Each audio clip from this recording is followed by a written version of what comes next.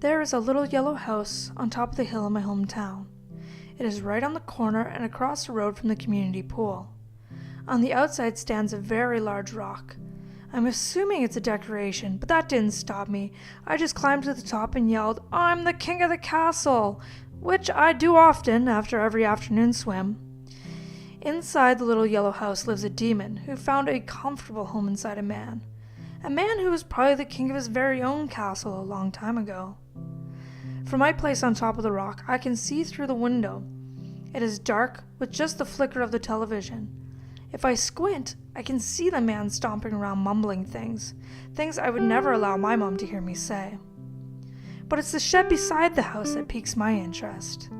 I had to find out what was behind the door. I looked around to make sure the coast was clear and gave it a hearty push.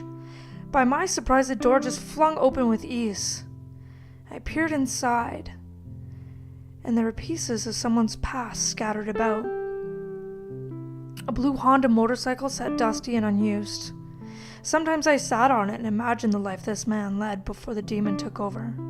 Just a free-spirited soul speeding down a long road with his son on his back, just like in the movies. There were also golf clubs, hockey sticks, and skates that hung by a window that has not seen a good cleaning in a while. There was a whole life no longer lived in this small shed.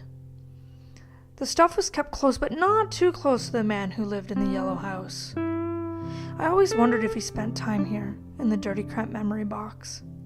Maybe he would run his finger along the side of the gas tank of the bike, ending it with a pat as to say, "Them were the good old days." Under a tool shelf, I found a box of magazines. Ones that I shouldn't be so interested in, but I was. Miss January and Miss April, amongst others, stared back at me. I'm not sure if I've seen nipples quite like those before. One summer day, as I was glancing at the magazines, I heard footsteps on the gravel. I rushed the magazines back into place and hurried out of the shed, and I ran right into him. The demon seemed to be at rest for the moment, lucky me. I could see it drained from his eyes. They were kind, regretful, and full of pain. A glimmer of myself shone in those eyes that day. A piece of me belonged there, and that made me feel uncomfortable. He was a short man with a full head of wavy gray, unkempt hair. His face was stern and rough, and his hands, though small, looked like they could rip a tree from its roots.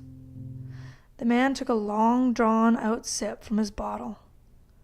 Staring at me staring back up at him. "What are you doing in the shed?" "Nothing, Dad."